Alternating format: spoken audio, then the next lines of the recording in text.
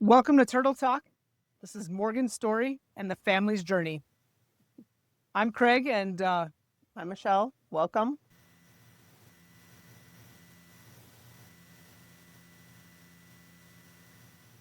okay, so last time we were together, one of the last things you said was hope doesn't disappoint. No. And that's a message that keeps coming back to us over and over. As a matter of fact, a couple months ago, I'm sitting in church and the sermon and the readings were about hope doesn't disappoint. You go through strife and stuff, but as long as you always have hope, God is always with you. And sometimes, though, even though you have hope and you have faith, you become very disheartened. And, I remember one time early on, I don't know, we were towards the end of August, I think it was, and we were doing our weekly switch, Tom and I were. And he got there, and I was just in a mood, and I'm tired. We're both exhausted. The whole family's exhausted. There's just no way not to be exhausted in this situation. And Morgan we're trying to develop daytime and nighttime patterns. It's a whole, we have an infant basically on our hands, and we have to retrain her brain to do everything. But instead of like a baby sleeping all the time, she was awake all the time, and we could hardly get her to sleep. So even at night, we would try and stay until she fell asleep, but at some point we had to get sleep too, and there's only so many nights in a hospital recliner you can sleep before your back says, I'm done. Your hips, your back, your head. And so we would wait for her to go to sleep, which is like 11 to 12 at night. And then we'd go to the house that we were borrowing, and we'd be back by 6:30 in the morning because she'd be waking up. And so we're exhausted. And Tom came in for the weekend, and we stayed with Morgan until we thought she was asleep. And then we left, and we got back to the house, and we didn't even really sleep that night because I was just in such a mood, and I was so frustrated, and I felt like the doctors were letting us down, and that Morgan wasn't fighting hard enough, and that Tom wasn't doing enough, and I wasn't doing enough to save her and help her recovery. The therapists were failing. It was just I was angry at everyone, to include God. Like, why did this happen? And I think every parent or anybody in a tragedy situation where it's life altering, like even if it's death, you're like, why? Why, God? Why did you do this? I thought God was all loving. God was all forgiving. God's all powerful. Why did this happen to her? She didn't do anything to deserve this. And I'm angry. I'm just angry. Why isn't she making improvement faster? What do I have to do to make this happen? And I think that day I had realized that no matter how much effort we put into it, it wasn't going to change how fast her outcome was going to happen. Right. Or how fast her new normal was going to become.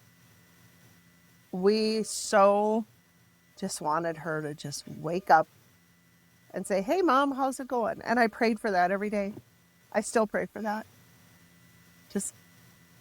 I want to hear her talking to me. I want to have that fun conversation. And even to this day, there's still days where I'm mad at her. Why the hell did you get in that car? I'm mad at the driver for taking her choices away. I'm mad at the police officer for being so aggressive and taking her choices away. And those are hard days. Those are really hard days to come back from. And so that day, it was terrible. I mean, I sat there, and all Tom could do was voice the same frustration because he had the same things. But of course, men Men seem to think that they have to be the tough one all the time. And I've taught my boys it's okay to cry. It's okay to get emotional. You're entitled. You don't always have to be the rock, you know? And we just sat there. Tom and I sat there and we cried, had a few drinks.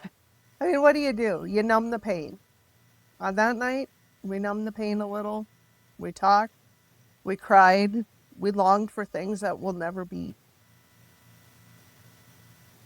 Or maybe someday they might be, but I think in the back of our mind, we knew there was a really good chance this wasn't going to go well. Right. And I guess the more focused on her and her recovery we were, the less chance of the alternative happening. And so I think we drove ourselves harder than I ever thought I could, but we also drove her as hard as we could. And sometimes the therapist thought maybe we were pushing her too hard. Sometimes we thought the therapists were pushing her too hard. You know, it was just, if anything, there's never the right answer. Right. There was one therapist, her occupational therapist, I think it was, and cute little dark-haired thing, and she was so sweet and so kind. And even on my worst, she was just so sweet. And you could tell she has a passion for doing what she did. And she was just so tender to Morgan, and Morgan loved her. Morgan really loved her. She was just,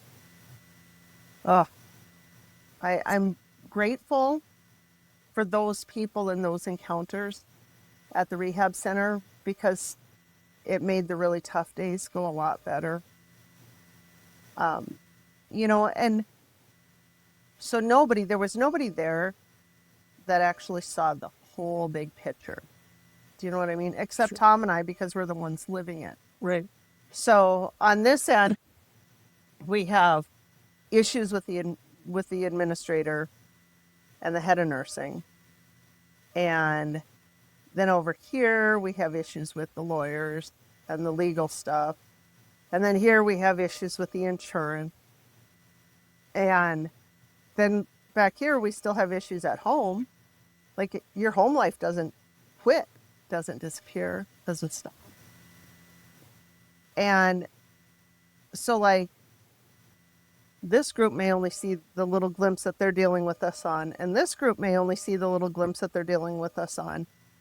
Same with each of these groups. And what we struggled with is, I think no matter how much we tried to talk to people, it always came out like we were complaining or, you know, whining about the situation, something, you know, it just, but I don't think anybody ever sat down for 5 minutes and put themselves in our shoes and said, holy moly, they're getting hit from this angle, this angle, this angle, this angle, this angle, and they're still standing.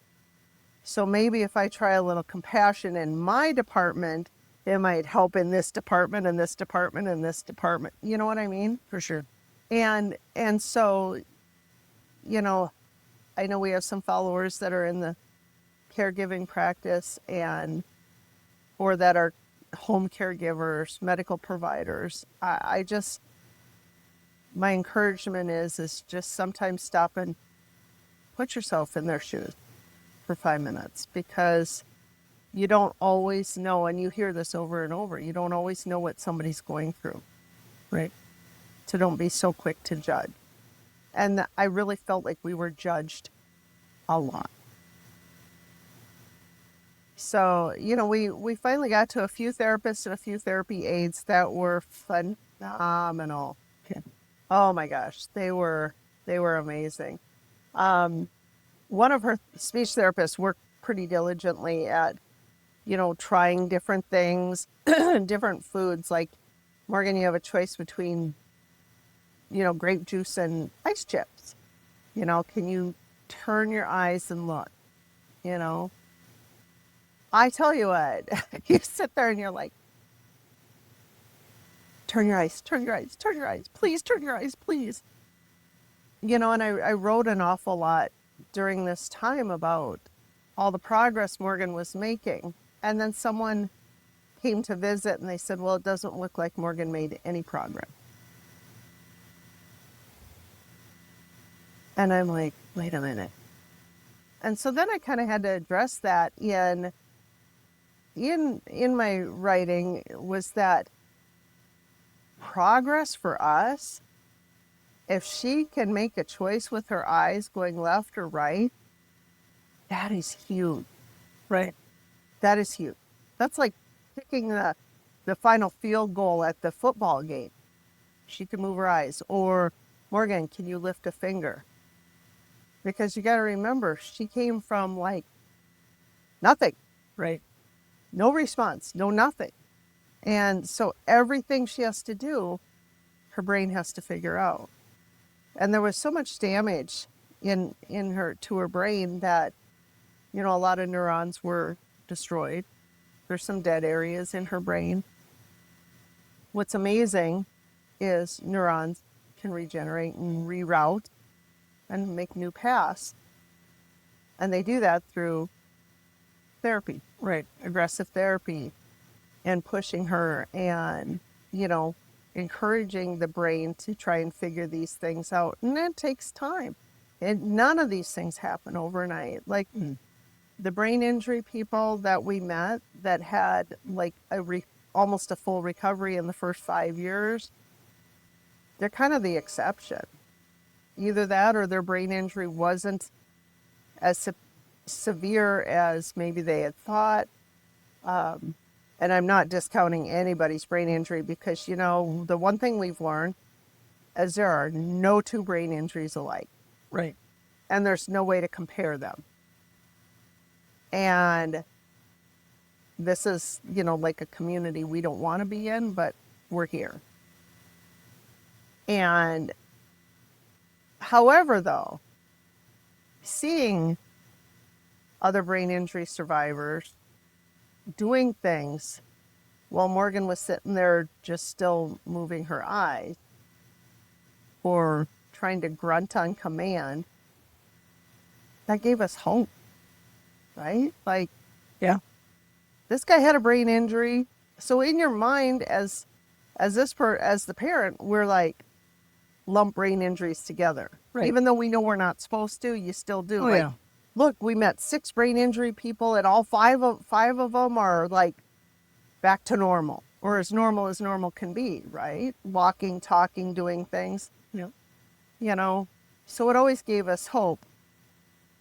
But what I found that we would also do is compare timeline. Oh, he made his recovery in a year.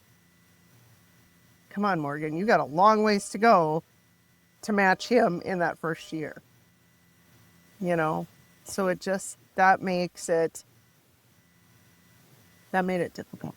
Well, a phrase I know is comparison is the thief in joy.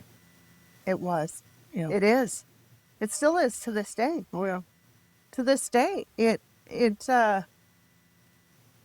I find myself still doing comparisons, and then It's human nature. It is. Unfortunate. I just want the best for her. I want her, you know, I want my Morgan back. I have my Morgan back, but I want the whole, complete, total Morgan back. Will we get it? I don't know. You gotta try, though. We're going to try. You know, I know we talked about a little at church. She would move to fixate on Jesus and the crucifix. Yeah. Did that lead to like working more with the eye training with OT? So what we found, we would go like to speech and to occupational therapy and all these different therapies, and they'd work on something. And what we've learned is, of course, kind of like taking an infant to the doctor. Oh my gosh, my baby has a fever. You get to the doctor, there's no fever, right? Yep. So for us, it would be like, Morgan did this. Come on, Morgan, show him. And then she wouldn't do it. So, goodness, though, we had amazing therapists who actually like listened and believed us. We took a lot of video. I was just say you had the camera set up. Lots of video. We had cameras in her room. When we were at therapy, we'd take video and stuff of her doing things. When we were sitting in church and she starts doing something, out comes the camera, and I'm paying more attention to her than to church. But these were important moments that we wanted the therapist to be able to see and experience, if not firsthand, secondhand through video, because hopefully then they could document about it, which hopefully then helped her stay another week. Right. Because remember, we're still playing this stupid insurance game. Yeah. So those were all good things, which meant there was connections being made. Right. And so I remember sitting in church one day after therapy. They had given Morgan like a good massage therapy that day, like through her neck and her shoulders, because she was just so tight. And then we went to church, and through church she was back and forth and moving her head and, what appeared to be looking around, even though her eyes were a little fixed. But it was so noticeable that people in church were watching her more than the priest, and the priest was even starting to watch her because she was moving so much that one day. It was like, oh, we had an awakening. Yeah. Something else woke up in her brain. So these little tiny things that I would write about, people would be like, well, I thought she was doing this based on what you wrote. Well, she is doing that, but you have to look at it from the baby level. So we were very grateful for the church people, because you'd see them every day or every other day or maybe even twice a week. And they were the ones that really built up our confidence that Morgan was going somewhere and doing stuff, because they'd say, wow, I have never seen Morgan move as much as she did today. Or, did you see Morgan raise her arm during church? Like, we might have been focused on church itself, and she's over here doing something, but somebody would see it and they'd tell us. So that was like, That's pretty cool. it was cool. It was a good thing. I really love the people that we met there and that are still part of our life to this day. They were the pillar of strength that we didn't know we needed, but we desperately needed. Right. And it was so amazing to have them with us. She had trouble with her eyes though. Like, her left eye always seemed to be like, this eye would be straight and this eye would be here. So then, we had to do things in speech like patching her eye, trying different like glasses with tape on them. Of course, they would all irritate her. Right. So, that became a struggle. And, but things to try and help bring her eyes back to midline. It seems like her whole body shifted one direction or shifted the other. Same with her eyes, same with her head. It was always a struggle. She was shifted so hard to the left, which all her injury was primarily on the left side. Her femur was absolutely shattered. Her bruising up and down her ribs and her head, and it was, so it's no wonder that she always favored the left. But they worked really diligently, like in speech and occupational therapy, to get her to start sitting. So they worked really hard with core strength. Core strength was a big thing. And when you have a baby and you sit them on the floor and you're like, just sit here, and they're wobbling and you're like, come on, do it.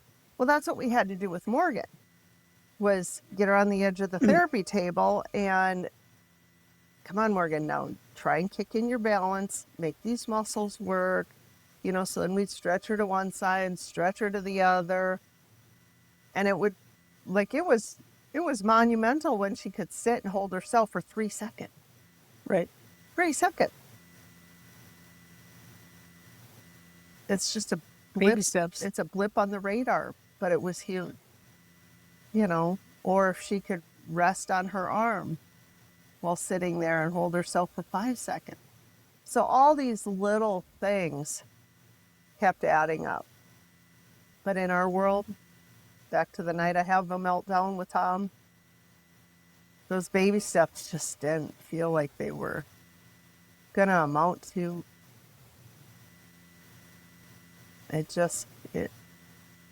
You're like, why isn't this fast? Why can't she sit longer? She was strong. She was healthy. She was a swimmer. She was a runner. She did all these athletic things. And she can't sit for more than 3 seconds. So you find yourself in a spot where you want to play the blame game. You really do. But then you look at this innocent girl and think, I am her biggest advocate. Her dad, her siblings, and I. And you can't be mad at somebody you have to advocate for, because then you're not going to do your job right. She didn't have a voice at the time, so. She did. And we had to be her voice. But I did learn that it was okay to be a little upset, but it's not okay to make her feel bad, because she didn't have choices. Her choices all got taken away that night. And that still haunts me. Like, I tell my kids, if you want to go somewhere and do something, you drive. Because I know that they're not going to be doing really stupid stuff, because they've seen what the stupid stuff comes to. Although that night, there was no stupid stuff on the kids' part. Right. You know, it's just 3 kids hanging out, driving down a gravel road to see who was in trouble at the party. And they end Normal kid stuff. up almost dead. Yeah. Just for doing a drive-by, taking a look-see. And here we are. But the rehab center was great. Thank you guys for watching. We really appreciate it. We love hearing from you guys, so keep the comments and the questions coming for us. Yes. Love the questions. Please subscribe. Go to www.givemorgan.org or visit me at my real estate website, realtorcraigbertrand.com. And we always want your questions, comments, like, and share wherever you listen or watch. Thank you. Thank you.